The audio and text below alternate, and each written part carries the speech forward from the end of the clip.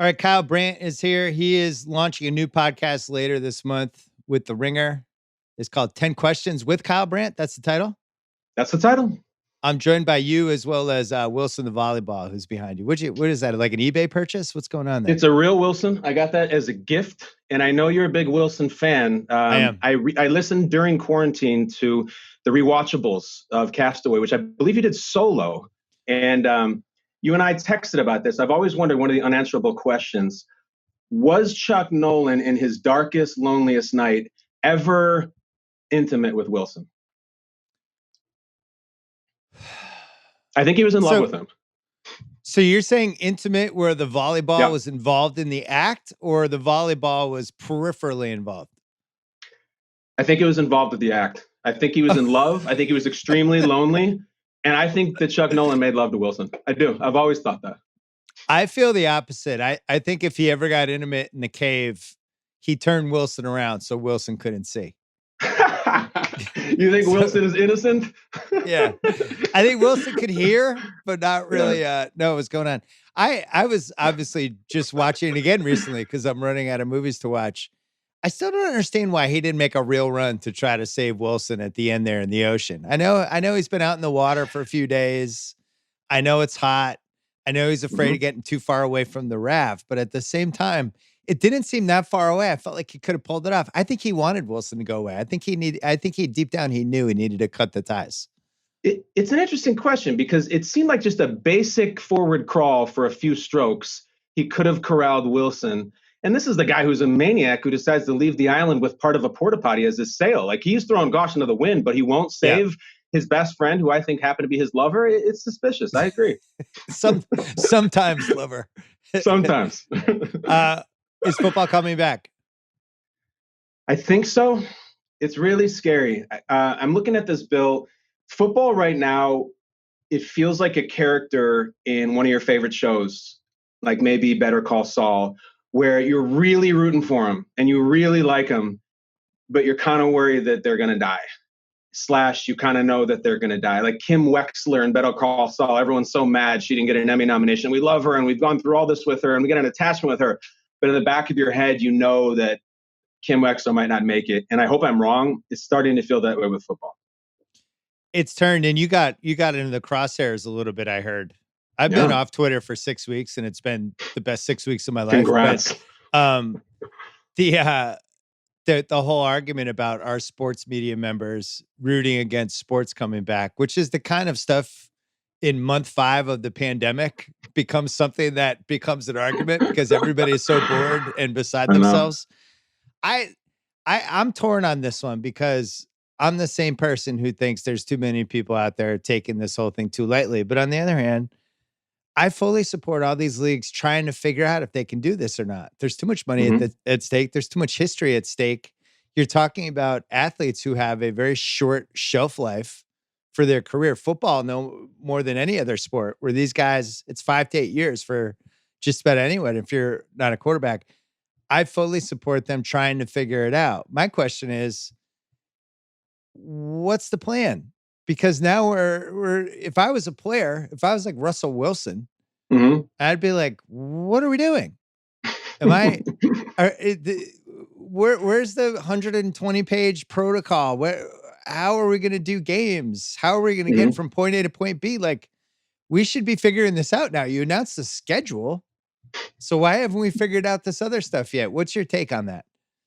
I think my take is the craziest part that's come out of that about what are we doing and how are we going to run this thing was the memo that was sent to the players about high risk situations that they need to avoid indefinitely for the season. And if they don't, there could be punitive issues. Like they're telling, put it this way, they're telling, take a 21-year-old kid, small program, small town. He gets drafted. Let's say he's in Miami. Let's say he's in Vegas. And he's got a couple $100,000 in his pocket and nothing to do. And he can't go to a bar. He can't go to a club. He can't even go to a church gathering with a lot of people in it. So if you're sitting around, like you can only play so much Xbox. And then when you get the text from the girl who says, hey, we're out at this bar. I'm with some friends. Why don't you come out? That 21-year-old has to be like, no, I can't do it. And I think there's going to be total a narc army out this fall looking for players who are out doing things. The camera phone situation where players are, oh, I saw this guy at a club, I saw this guy was at a party more than 16 people, it's going to be out of control. I don't know how you ask a kid to do that, not even for just one weekend, let alone 6 months. It's tough. You were on The Real World Chicago a million Yeah. years ago. Where would you rank the judgment of people in a real world cast being asked to make smart decisions versus NFL players in their early 20s? Who's the favorite in that matchup? I think I'm going to go real world because we don't have the expendable income. You know, if they had come to me and said, Kyle, we really would prefer that you don't go in the co-ed shower with Anissa right now. Just don't do it. Stay out of the co-ed shower.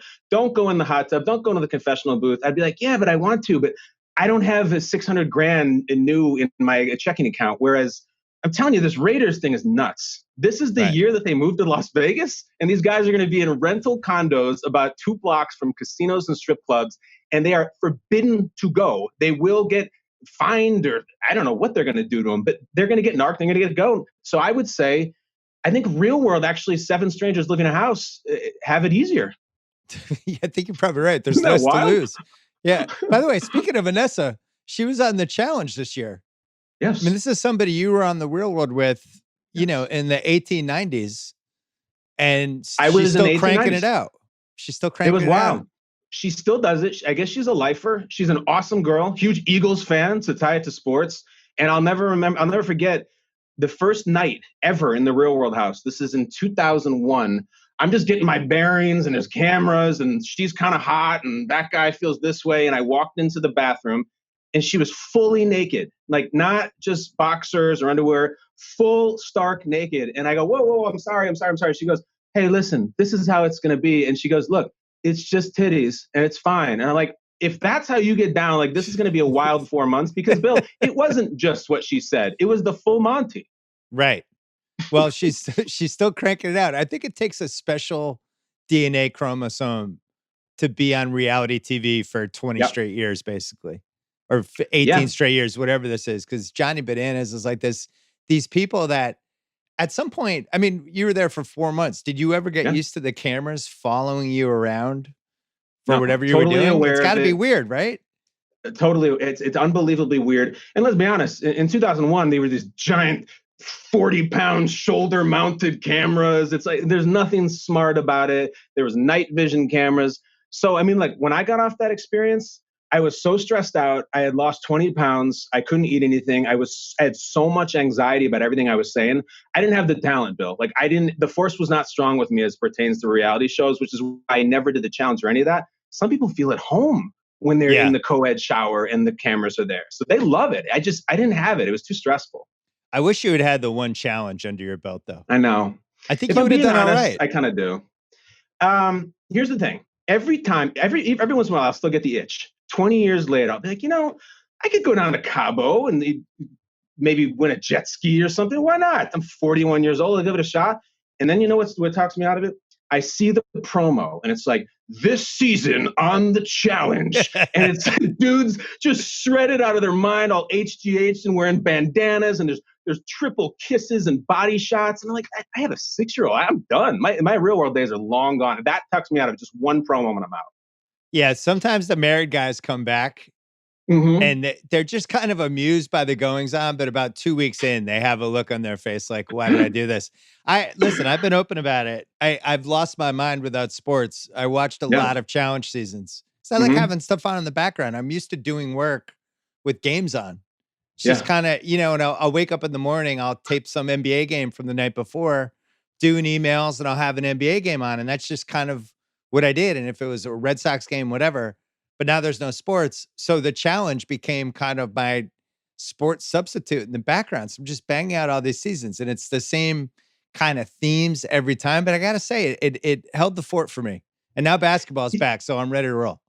You're steady, but that got you from point A to point B. Bill, do you prefer more retro? Like we're looking at Ruthie and some of the legends and back in the old CT seasons or even earlier, or are you more of the modern crew? This may be a little more decadent. I don't know. No, I like the mid to late 2000s through about 14, 15 range, I think was the sweet spot. It's funny though, every year, because Amazon has this thing called MTV Hits, and I swear they're not sponsoring it or anything. It's Yeah, sure. $7 a month, and you get like 25 challenge seasons. Oh, So in no the old kidding. days, in the 05, 06, you can tell like they didn't really realize it was going to be a thing yet, because the Hmm. shows were like a half hour.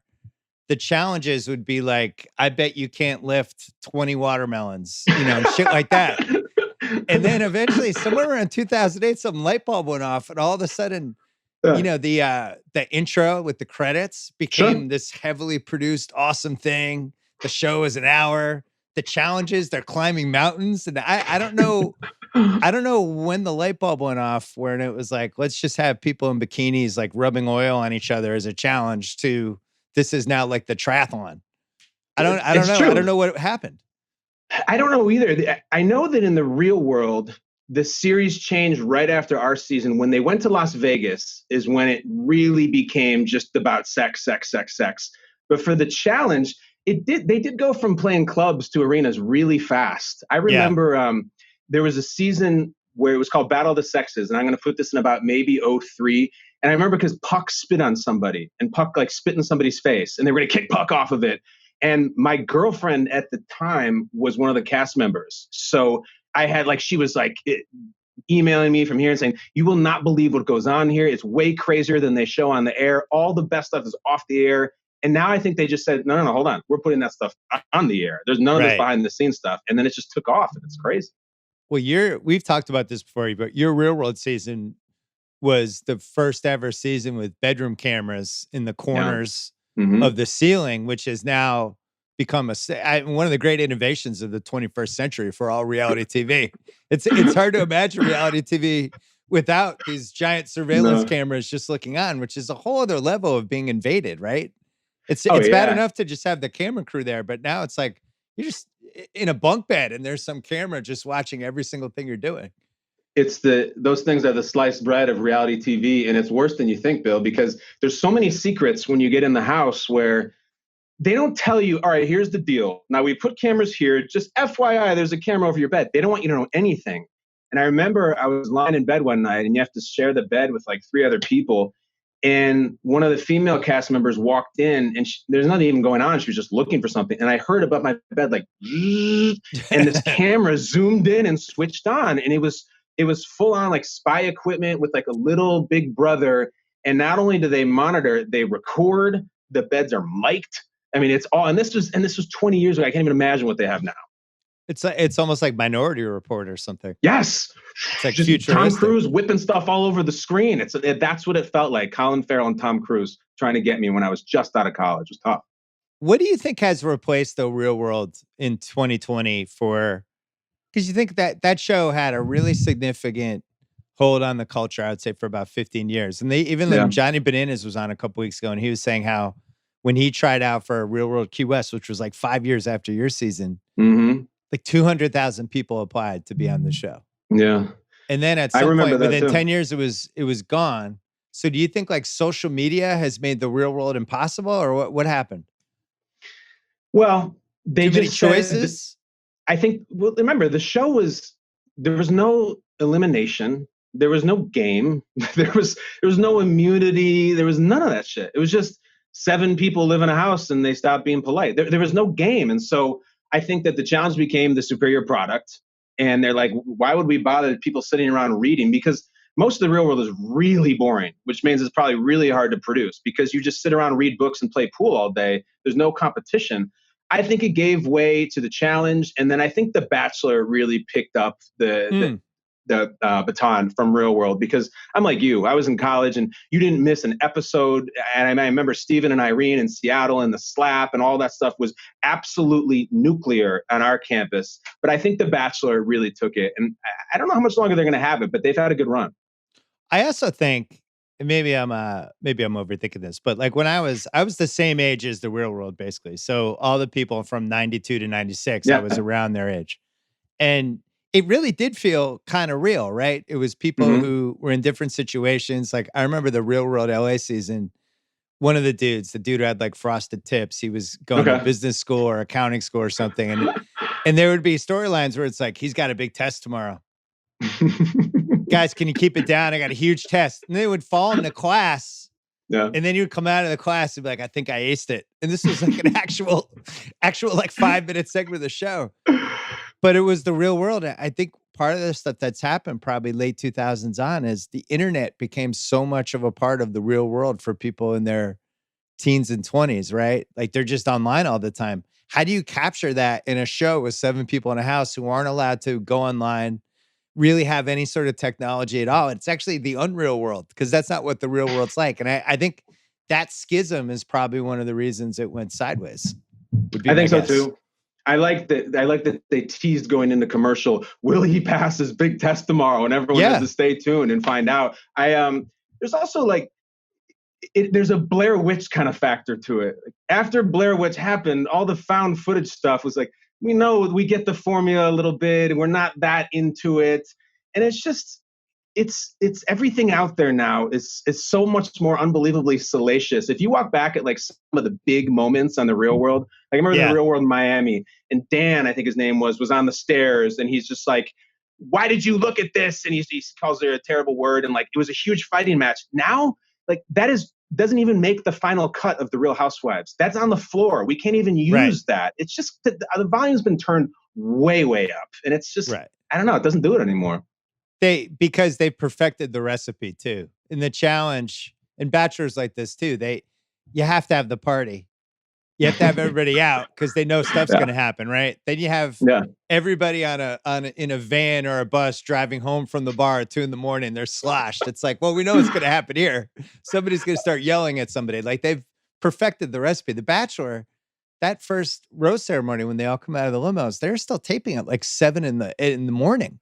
It's like a 12-hour event, and they're just pumping these girls with champagne who haven't eaten in 3 weeks because they're so excited to be on TV. They want to look as good as possible. And Right. they're all like lightheaded and out of their minds, and then tense, and they want to impress the back, and they all like go crazy. But Isn't that there's some of like the an best evil moments? science to it. Oh, definitely. I love when they leave the rose ceremony and they go outside to cry. And it's fully light outside. Like it's not even like 5 a.m. light. It's like 10:15 a.m. It's Mm. like, what have they been doing there for 12 hours except drinking, not eating, and checking their Insta? So we didn't have that formula. People have asked me for 20 years on Real World, did they make you say stuff? Did they set you in scenarios? No, nothing. They didn't ply us with alcohol. They didn't do any of that stuff. It was truly supposed to be a documentary. And now you could never do that. You have to put them in situations. It's just, there's no way. Did you ever think of going for The Bachelor, or you were done after The Real World?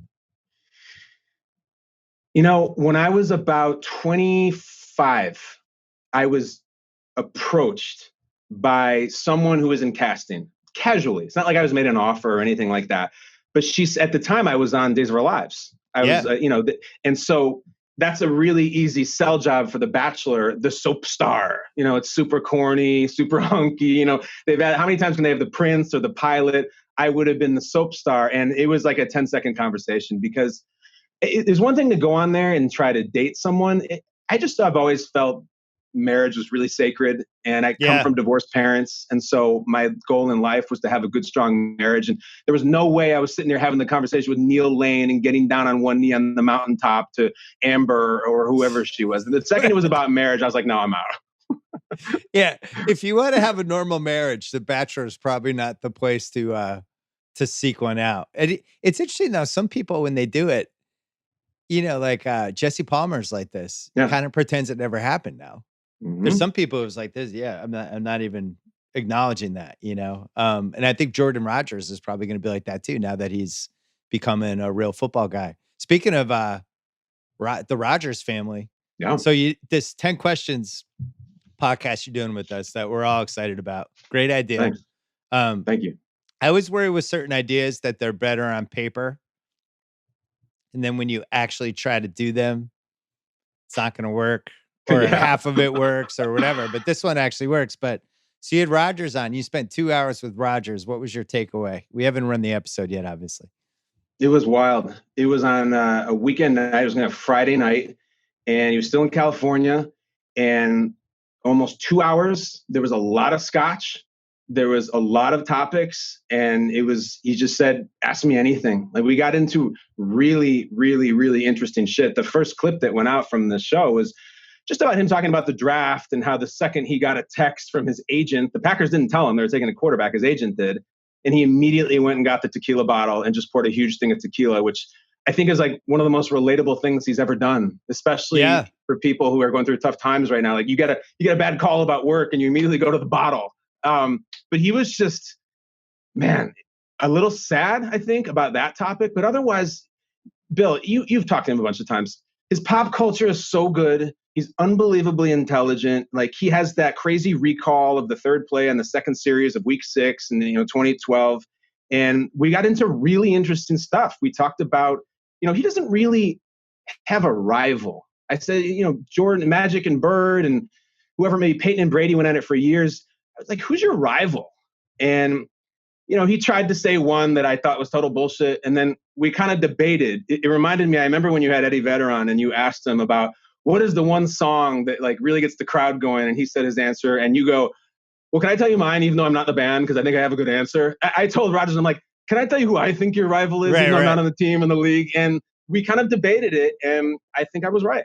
I would have said it's Russell Wilson. I think you would have been accurate. They've played 8 times. They're 4-4 against each other. I don't believe famous playoff games. Yeah, famous playoff games. The Fail Mary, always controversial, always weird. Rivalry doesn't mean that you play a lot. It means that one side wins sometimes, one side wins the other, and there's animosity. And I think there is that for both of them. We talked a lot about Mahomes and Lamar. About, dude, how are you going to keep up with these guys? I asked him. I said, there's that great scene, I think a really underrated scene in Happy Gilmore, where you see Shooter and he's out in the woods and he's trying to do the Happy Gilmore swing. It's actually a really humanizing moment for McGavin.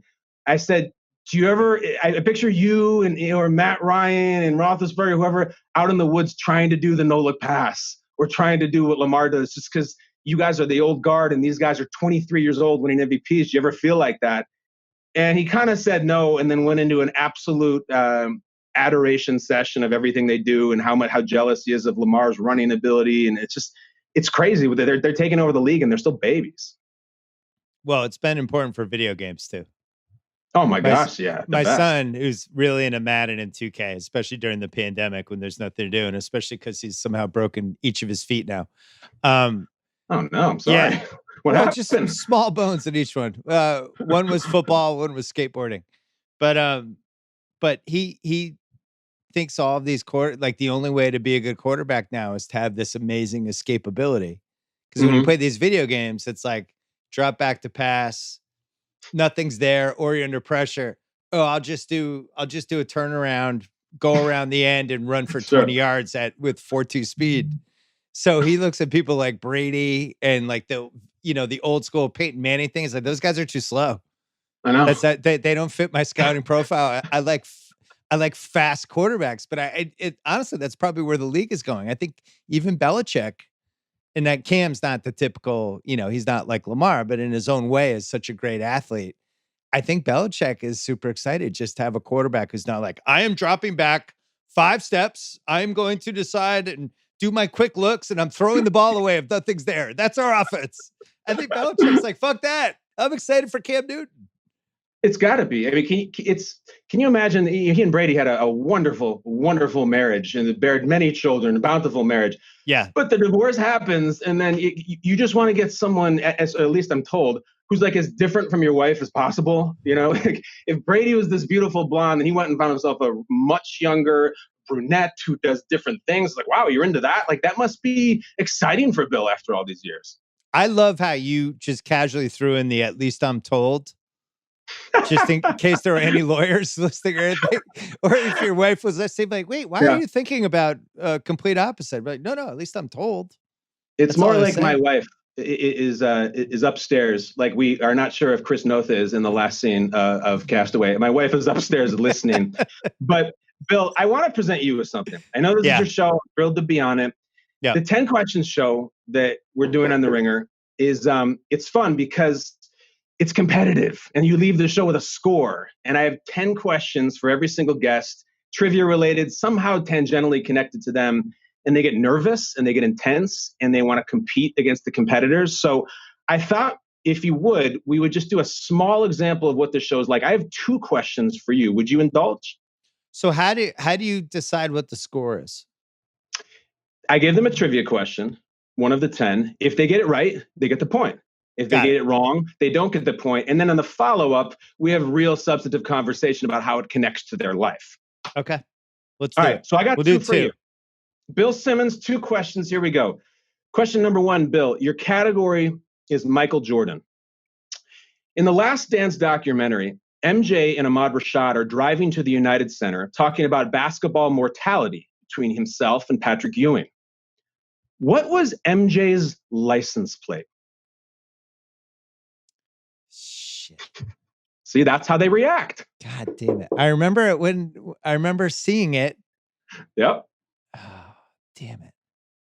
Was it Jumpman? Is that your final answer? Yeah, I can't remember. I want to say it's something like that though. Michael Jordan's license plate was 2 Trey. 2 Trey, which had to be so far down on the list of license plates he was interested in, like the 16th option, and they went with 2 Trey. No one's ever referred to Jordan as 2 Trey. How do you spell it? TWOTREY. 2 Trey. Wow. Like 20. You did not get that one, Bill. And then this is when Trey. That's really Trey. bad. I then I don't remember it. I thought I remembered it, but obviously I didn't. So now we connected to you. And Bill, I would ask you, have you ever been a vanity plate guy? Like when you were in high school, did you have like Chief 00 or something like that? Cool. Did you ever have a vanity plate? So one time I did. You did? And I got it as a joke when I was in high school. And then it just came, it was B Simmons with a Z though. Oh my gosh. Yeah. Yeah. And what was the joke? That was like to make your friends laugh? You just got a funny I just thought it was funny, but then people were like, hey, B Sims. And I think I got rid of it within a year. What kind of car was that on? That was, I think it was one of those Jeep Wagoneer cars that they had in the late 80s. So you had B Simmons with a Z on the Wagoneer. What color? I think probably like brown with a little, yeah, like one of those brown mid-late 80s, you know, and nice what Jeep cassette was in the Wagoneers. Wagoneer most often? I think it had a CD player. Oh, CD player. Yeah, by 87, 88 range, there was some CD player action. Okay. I'm pretty sure. Okay. Yeah, I don't remember. I'm the worst person for these because I can't remember anything that happens to me. I only remember sports stuff, but like when I was on a Zoom call with my college friends about 2 weeks ago, and we were remembering this one trip when we broadcast the Siena Holy Cross basketball game. But then we were driving back and it was an ice storm. And my memory of the trip, I merged this other trip into the trip, and it became this trip that had the 2 different memories in it. And my buddy Jacko, who has an amazing memory for every single thing that ever happened, he's like, no, that was the trip when we had to pull over on the Mass Pike, and you and Sully got out before I did, and I was stuck in the car with the driver, and you guys went and you met Frank. There was this toll booth operator named Franco, and it's like you got Franco, and then you sent for help, and I just couldn't. I had merged it with another trip. So my point is, I have bad memory. In that Zoom session, was your screen name B Simmons with a Z? No, it was not. It was BS. All right. So last follow-up then. This is basketball. Yeah. This is a basketball question. I talked about the Last Dance in the question. Can you settle this? I consider you one of the NBA Supreme Court justices. Like if they formed one, you'd be on it. I do. Which justice am I? Well, I think Ruth Bader Ginsburg, that'd be more like maybe Hubie Brown or someone from the older guard. I'm not going to say Clarence. That's the cheap joke. We both went to Holy Cross, so I thought that's the easiest one. Okay. then you're Clarence Thomas. Is that what it is? I don't know, but he's conservative though. I feel like I would be on the more liberal one because I'm always trying to like blow up the Basketball Hall of Fame and stuff like that. I think I'd be one of the more radical judges. Well, let's see how you do on the answer. Maybe you get a radical answer. This is a positional thing. This is almost like a political question. In The Last Dance, there's a big to-do about the Bulls-Knicks series of the 90s, of course. My question to you, I want to know your definitive ruling on, did John Starks dunk on Michael Jordan? The answer is no. Tell me more. Jordan was dunk adjacent, but it was not a dunk over him. Like Jordan dunked on Patrick Ewing, the famous baseline dunk when he seemed like he Yes. was bringing it back and then whirled around and dunked on his head. That is a dunk on somebody. Yes. The famous Tom Chambers 2-hand dunk when somebody on the Suns and he vaults up and it seems like he's like Yes. superhuman. That's a dunk on somebody. This was dunk adjacent, which I think is different. And depending on the camera angle, can seem like you got dunked on, but I don't think you did. I'm so thrilled that you said that, because when they did that part of The Last Dance, they have Sue Bird come on, who knows everything about basketball and grew up a Knicks fan. And she says, my favorite memory of a Knicks fan is when John Starks dunked on Michael Jordan. And I'm like, in my opinion, Sue, I think he dunked on Horace Grant. And as Bill Nas says, he was dunk adjacent. But for that whole era of Knicks fans, that moment is all they have. There's the shittiest Continental Belt ever is what they have. In my barber shop here, it's called Jack's Barber Shop. I live right now not far from where you grew up. They have this huge poster, and they're all sports fans, of John Starks, and it just says the dunk. And they're like, in a series that they lost, and he sort of maybe was in the neighborhood of Jordan, that's the dunk. I'm glad to hear you feel he's dunk adjacent. Knicks fans are losers.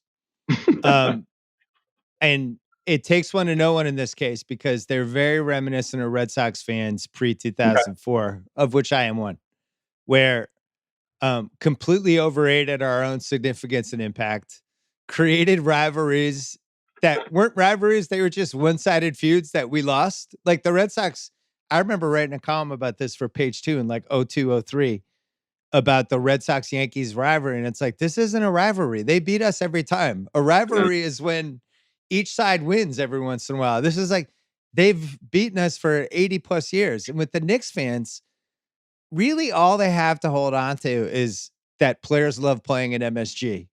And that when MSG was rocking and rolling, there's nothing like it. And then they list these two teams that played in the 1969-70 season when I was an infant and you were, 10 years from being born, and the 73 season.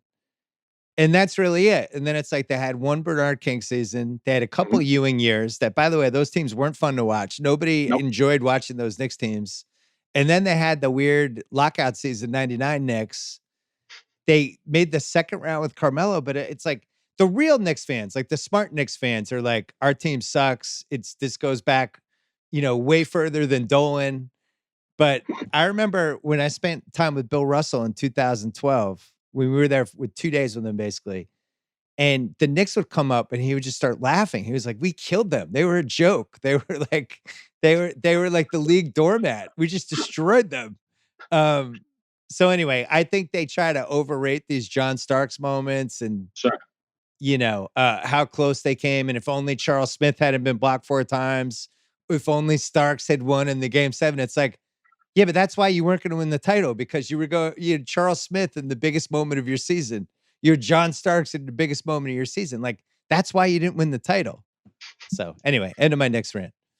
I still think Charles Smith is under that basket at night, just still trying to put up layups and dunks. And he's still, the janitor comes over and blocks him. And then the night watchman blocks him. He's still there. To me, not only one of the most satisfying moments as a Bulls fan, but one of the truly hilarious athletic failure moments from the last 30 years that you can't get that bucket in. There's one undeniable foul, apparently. I think it's like the third one. Down low or up high? I can't they're remember. Kind of swiping them and blocking them. Apparently there's a camera angle, and I've never seen it, where it's like indisputably he's hacked.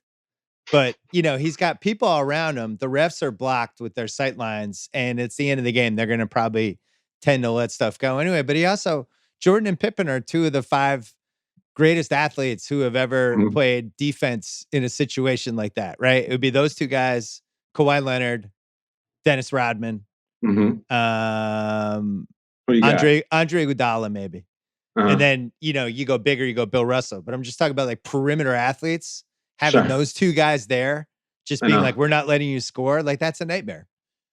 It was like having Marty Jannetty and Shawn Michaels in their prime at the same time. Oh yeah. I would say like Shawn Michaels and Ric Flair in their prime or You're something. Right. Like almost. Yeah, because Jannetty was kind of weak. It was those Jannetty. 2 guys.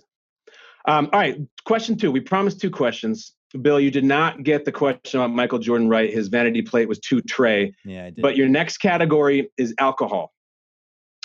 Here we go. I met you, Bill Simmons, at an ESPN Super Bowl party in 2008. Mm. We were standing around with a group of friends doing a lot of real world talk. I said to the group, hey, I'm going to the bar. Does anybody need a drink? You said, sure.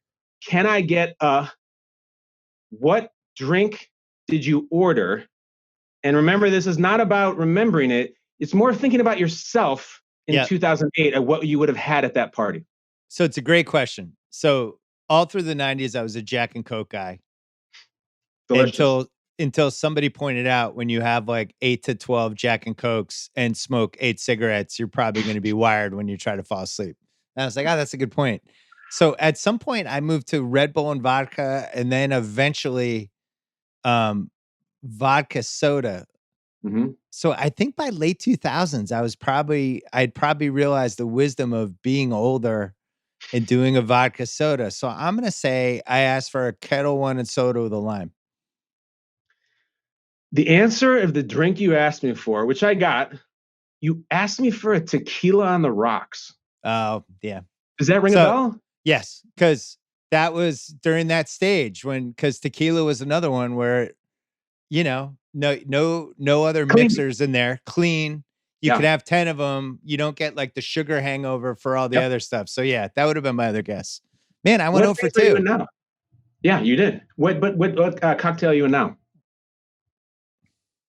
I'm kind of still in that no chaser. I mean, no mixer. If I'm doing cocktails, something where I could just have a bunch of them, but not have all the other shit that goes with it. I've never been one of those. You're at the bar and you order like the $20 cocktail with like the 6 things in it. Sure.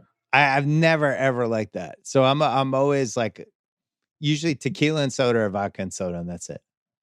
So the connective tissue here to the question, for example, when I would ask Aaron Rodgers a trivia question about Lord of the Rings, for which he's a huge fan, we talk about Lord of the Rings for a second, and then I get into the idea that he only has one ring, and how does he feel about that? And he's pretty passionate about it. For you, I'm asking about me meeting you in 2008. I've told you a bunch of times that I read you for years, and you were a big inspiration for me, and I love that. Conan O'Brien talks a lot about that he gets approached by fanboys, and they'll often ask him about him writing the Marge versus the Monorail Simpsons episode. That like people love that, and he gets asked about it constantly. Do you have an old column or anything you wrote back in the day that people still approach you about, or like, oh man, I remember reading that one, that blew my mind? Is there one that really jumps out? No, it kind of because I wrote so many different types of columns, it would kind of depend on the person. Like definitely when I was younger, a lot of people would bring up the Vegas stuff because I would always write about Vegas and guys' trips to Sure. Vegas, stuff like that. If it was a Red Sox fan, always it would immediately go into Red Sox. If it was somebody that loves sports movies, they would do the sports movie stuff.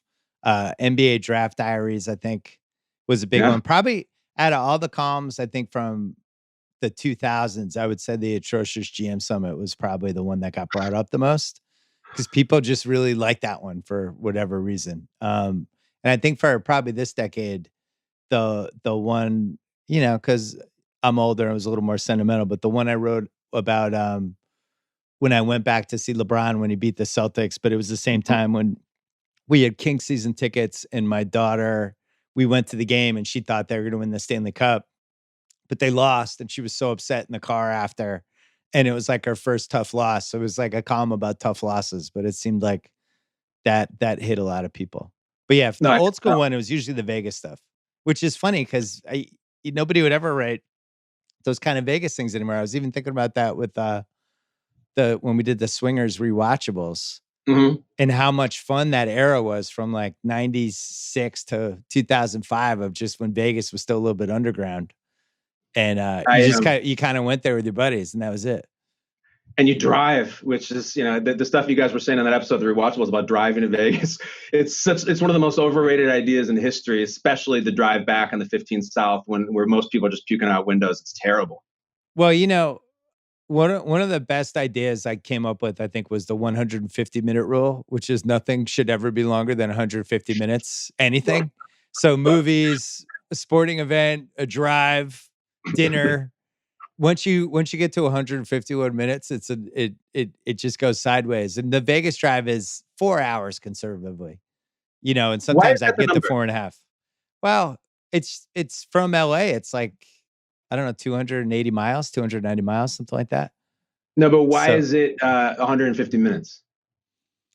because I think it's the right it's the right length for a sporting event, right? Football is probably the only exception, but let's face it, football could easily have 2.5 hour games. They just choose to add an extra 30 minutes of whatever. Yeah. Basketball, it's the sweet spot is like 220, somewhere in there. Baseball, if it's a crisp 2:30, you're like delighted. That's like you had a great time. I used to Great love pitching. I used to love Tim Wakefield for that reason. Oh my But God.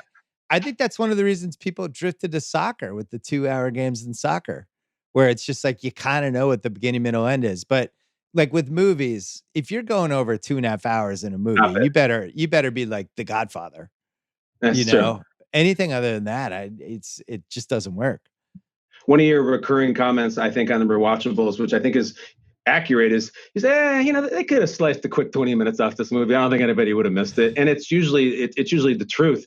About your columns, I Yeah, remember the column. my columns were always too long, so it's funny that Columns are very long. I'm criticizing length, and I was probably one of the biggest offenders. So I have nothing to say on that. There is an irony there that you're like just getting warmed up at about 2,500 words. Yeah. The one I'm talking about, I remember well. I think it was '01, and you did a column where you compared each. I think it was NBA team to a Pearl Jam lyric, Mm. and I remember reading it and being like, "You can do that? Like, it's crazy. That's the coolest thing ever." And then that was like the one that did it for me. That was my first hit, and that brings us Well, here. when I had my old site, I was looking for any sort of way to stand out because I was Mhm. by myself. You had to come to me. So if I was going to do an awards column, or like, Yeah, here's my Super Bowl review. I just didn't wanted to make it seem different than anyway. So I was always trying to come up with some idea, and half of them worked, half of them didn't. But I think the cool thing about back then was you could try stuff, and if it didn't work, you just moved on to the next thing. I think that's true.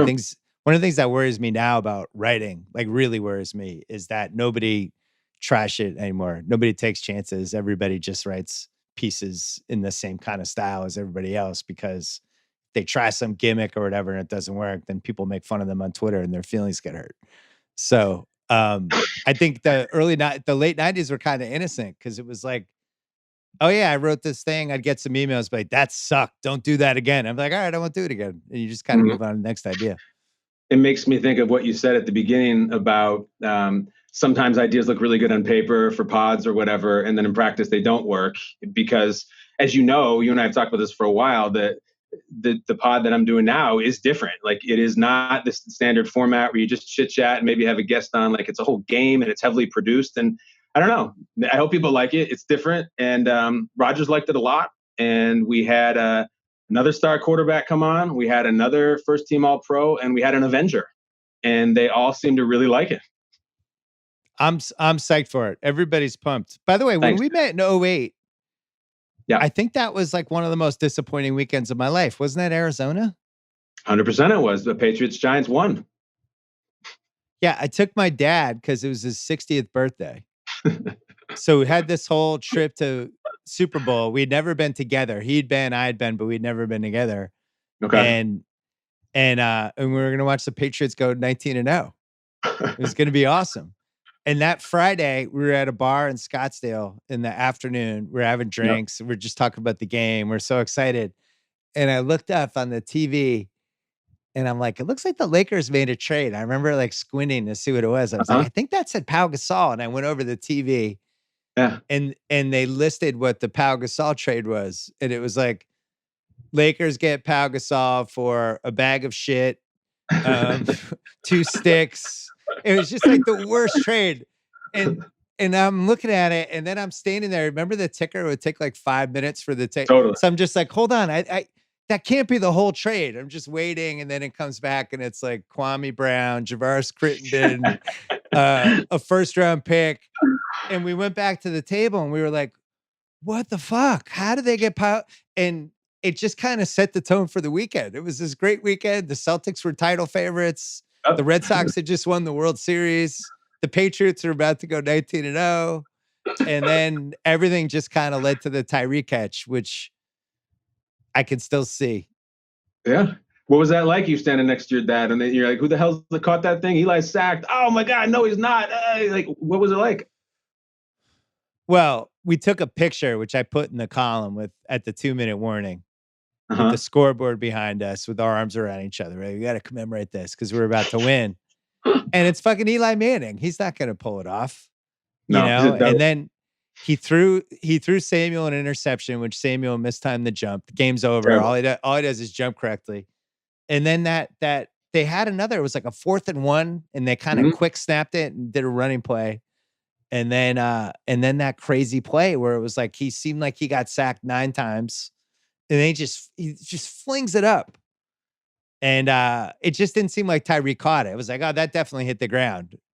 And then the ref's doing this thing with his and it Yeah. was like, "Wait, what's going on?" And but was the greatest thing about that Patriots team though, it, I think there was like 30 seconds left, and I Uh-huh. really felt like we were gonna win still.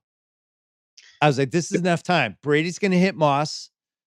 And then in that, I think it was 3rd down, Brady rolls out to the right, plants his feet, and he throws it like 75 yards to Moss. And Moss is like, it's still the greatest thing I've ever seen in person is him running full speed, you know, him and Usain Bolt. Those are the only 2 things I could think of because I saw Usain Bolt at the Olympics. Yeah. And Moss just going, 2 guys are on him. He's outrunning him.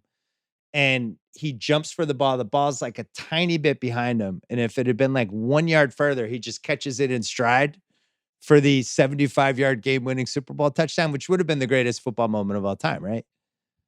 I remember that play vividly. And Bill, tell me I'm wrong. My takeaway from that play was I just feel like Randy could have done a little more. I never feel like Randy, his whole thing is I moss people. I jump up over them and Yeah, take the ball. And it always felt like he was in 4th gear, Randy Moss. And I just feel like he should have had a LeBron blocks Iguodala at the height of his powers moment. And it's a it would have great been the point. greatest play ever. And I feel No, like it's a great he point. didn't I'm do it with at all. you. I'm with It's you. I crazy. I think it left me a little lacking. But at the same time, it felt like he was running at a speed that I'd never seen before. But when the ball was actually there, it was like he just kind of jumped up for it, but it wasn't like, I am fucking getting this. This is going to be the Yeah. greatest play of my life. He kind of handled it like every other play. Get dirty, I've never Randy. heard him talk about it. I haven't either. I have no idea, but I think it's an unbelievably underrated moment in the Patriots empire because it's just all Tyree and it's all Plexico.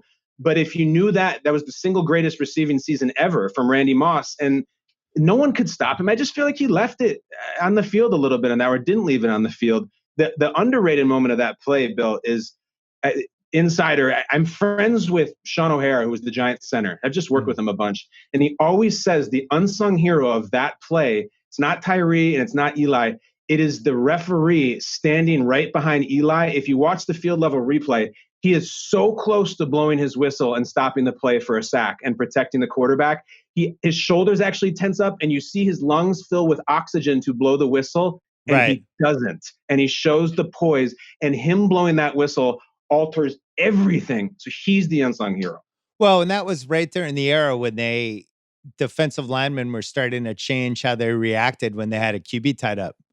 Yeah. Because I think if that play is 15 years ago, they're just pounding, grabbing Eli by the thing and pounding him down or whatever. And there was a passivity to it. But that went though, and I feel like the Giants had a better team. Like that day, I thought they outplayed the Patriots. The Patriots had no running game. Once Sammy Morris went out that year, they just kind of never figured out that side of it. I think they were really worn out mentally, and the Giants overpowered them front four. The other one is the one that bothers me because the The Pats second one? yeah, because the Pats were a better team that year, and they just Yeah. screwed the game up and let the Giants hang around. Gronk was hurt. I think if Gronk is healthy, they win that one pretty easily. But I think they should have lost that 2008 one. Like I do think the Giants outplayed them. It's So weird because that game in 2008 was a sequel, not in the Super Bowl sense, but the game that they played in the regular season was really, really amazing tense. game. Yeah. Night game. And it's funny because Moss made the miracle play and he saved it. I feel like the Giants were better than them that day. And then Brady and Moss just pulled magic out of their ass and won the game. But if you were a Patriots fan, you must have been like, damn, those Giants are actually pretty good. The first 8-9 weeks of that '07 Pats season, that's still the best football team I've ever seen. And then injuries, some other stuff, like they were never kind of able to sustain it that way. But when it was like Brady was just pulling Moss out of the garage. It was like this race car he had never been behind before, and he was just like, "Oh my god, whoa, look at these gears!" And just watching that was so thrilling. And I mean, I think Moss is the second best receiver I've ever seen. It's Uh-huh. Rice is obviously the clear first, but to me, Moss is the clear second. I don't even know if that's a very controversial opinion. I think it's like Rice, no question, Moss, no question. Mhm. And then when you get to the next level, then you could have a bunch of guys and it could go a bunch of different ways. But I think that's clearly the levels for that. Do you I think agree or so no? too. I think Moss is unbelievable. I'm actually a really, really big fan of T.O., but anything you could say about T.O., any Moss fan could point to that same Patriots season and be like, what are you going to do about this? This is my trump card. It's funny we were saying about the early parts of that season when Moss would just dominate. The most fun detail of it, and I know because you wrote about this, was that I don't know, the Patriots would be up on the Bills or something, 38-7, and they would always have the screw you touchdown at the end of the Yeah. game. It was like Joaquin Phoenix was Belichick just doing the thumbs down, cut their head Right. off, and they would punch one in with full middle fingers with malice. And it was Yeah. so fun. I remember your column about it. That's exactly what it was. It was like, now we've beaten you, and now we're going to say fuck you and then go get on the bus. They were bad dudes. Well, it's interesting because we've seen other teams and athletes do that where you kind of just have to embrace the villain at some point. Black Because hat. once Spygate happened and once and America was like, all right, fuck this team. And the Yeah. Patriots became Duke, basically. Mhm. Belichick kind of owned it. You know, I think when LeBron was in that same situation, that first Miami Heat season, Yep. he tried to own it, but it wasn't him. I don't think that was what his character was. And all the stuff he was trying to do and like defiantly looking out in the crowd, and it just kind of didn't fit who he was. I think for that Patriots team, they were all kind of like, yeah, fuck you. We're just gonna win 50-10. I know. Enjoy this. I remember in the finals, LeBron caught all this shit because I think it was he and Bosch. Maybe they were mocking Dirk for like having It the was flu or Wade. something. It was Oh wait, Wade. wait, right? Yeah, and they were like fake coughing, and it was like they were just being jerks, but jerks who didn't know how to be jerks. Like it was just a ham-handed attempt.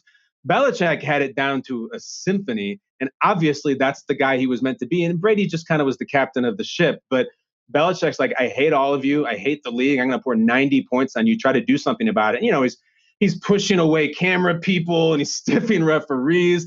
That was Right. really Bill's best year. Yeah. The bummer for me with Belichick was losing a playoff game at home to Rex Ryan. And then, like, that's the one where you just kind of look back and go, wow, Belichick lost to Sanchez and Rex Ryan. I What know. happened? Well, that How did club, that transpire? it's unbelievable. That club, the exclusive club of we beat Brady and Belichick in Foxborough, like Club Foxborough, the only people in there, Sanchez, Flacco's in there, Yeah. and then just now this last year, it's a Tannehill.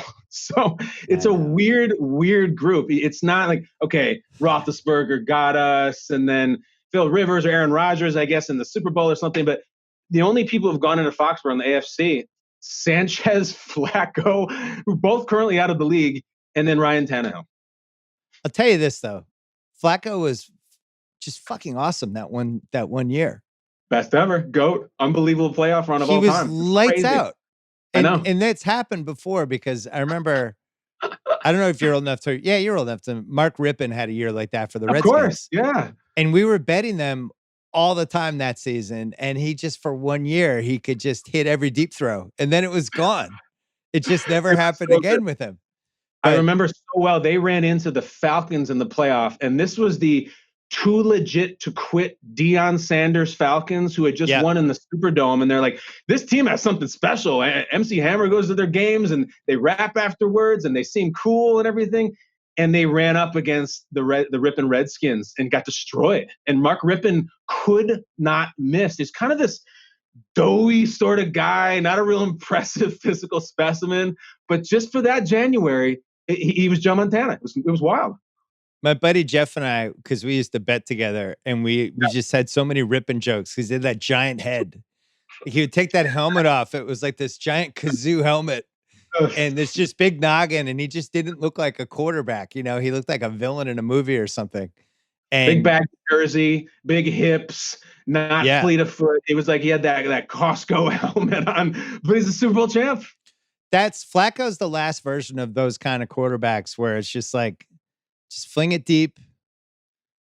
You'll hit a couple of them. You might get a PI, but it's kind of when you're going against it, it really makes you nervous for some reason. I hated going against Flacco and the Ravens. I always felt like either he was going to hit the deep pass, it was going to be incomplete, or there'd be a PI.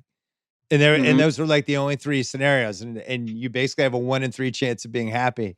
But like back in the old days, like Daryl LaMonica was like that in the AFL. You remember you used to read about him where he was just like drop back to pass and just throw it downfield, and it was like, well, if the other team catches it, fine. It's like a punt.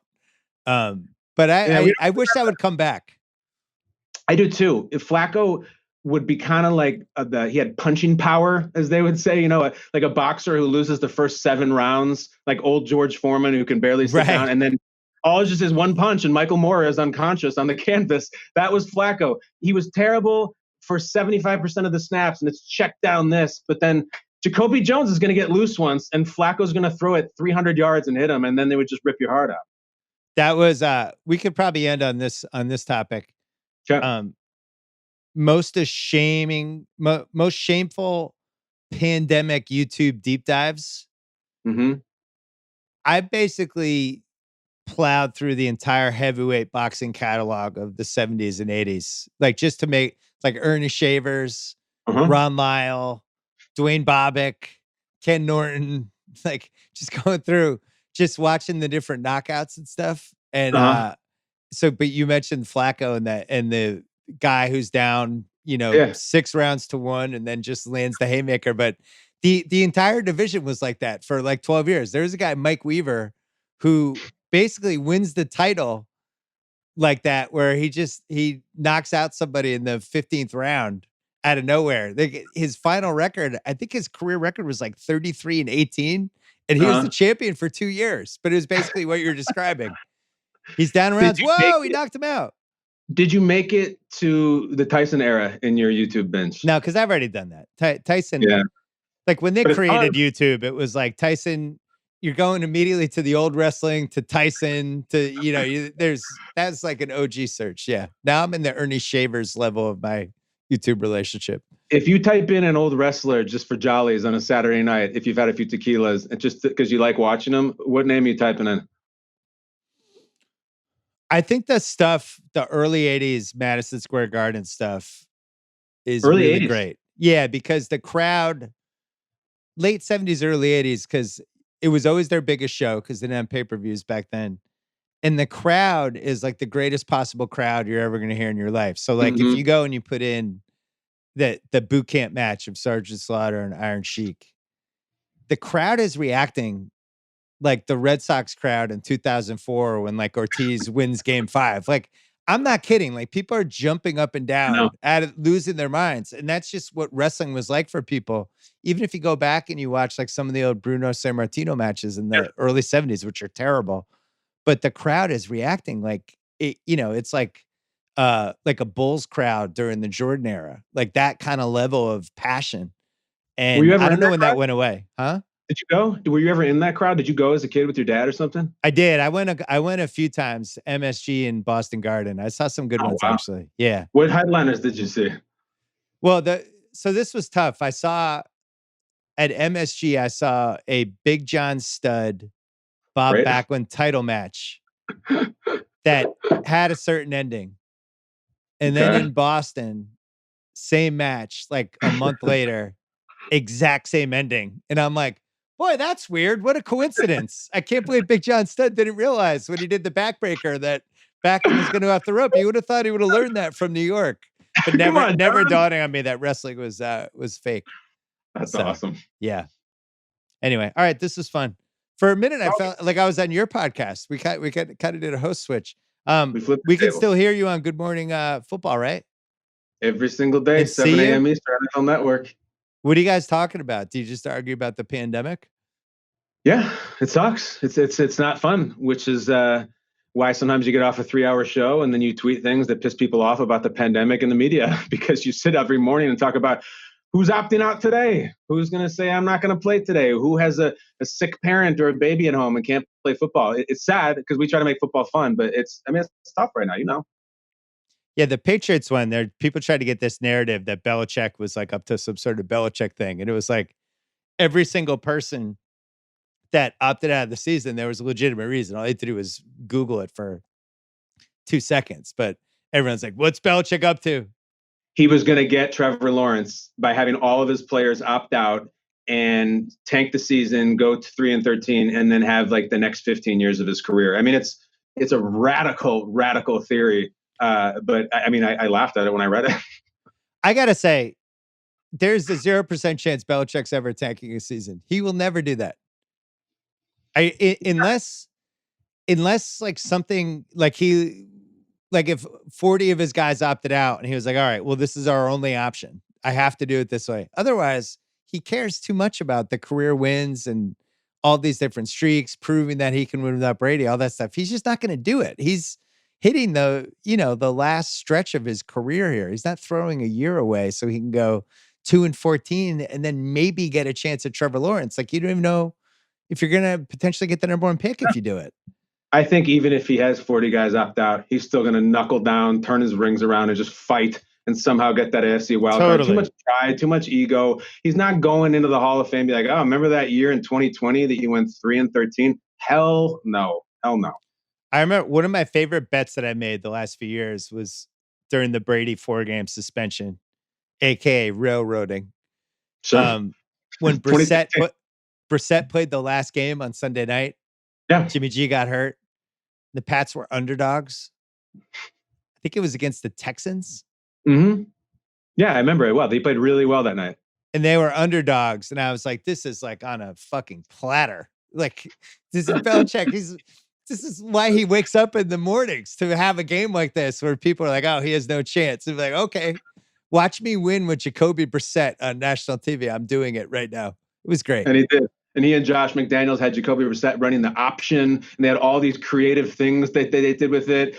And in a way, maybe that's what they'll do with Cam this year. Oh my God. Get creative and say, screw it, we got a new toy. I think they're so excited for Cam. I think last year was so unsatisfying for everybody. And I think people have really underrated just Brady's quality of play. I just don't think he played well last year. And I think he is becoming a quarterback who's hard to play with unless he has awesome weapons. But couldn't you say that about any quarterback? Like, well, he needs, he's older, needs awesome weapons. It's like, well, every quarterback needs awesome weapons. Who's like, cool, I don't need weapons. Just give me shitty receivers. I'll be fine. I think it's listen, when you fall off your diet and you quit your diet, you don't eat salads. You go to Wendy's and like, give me 6 cheeseburgers. Let's go nuts. If you get out of a long-term relationship and get a new girlfriend, you're going to want to try everything. I think that is Bill now. Like, we can do everything. Let's line it up. Let's light our hair on fire. Let's have some fun. I think it's going to be cool. Well, I hope we have football. I hope you have stuff to talk about on your show. I look forward to launching your show on the Ringer Podcast Network. What day is it? August 17th? Is that what we August said? 12th. August 12th. Yeah, that's coming up. Less than 2 weeks. Look out for that. Kyle Brandt, always good to see you. Thanks for coming on. Bill, I'm going to keep rocking and rolling and making better films.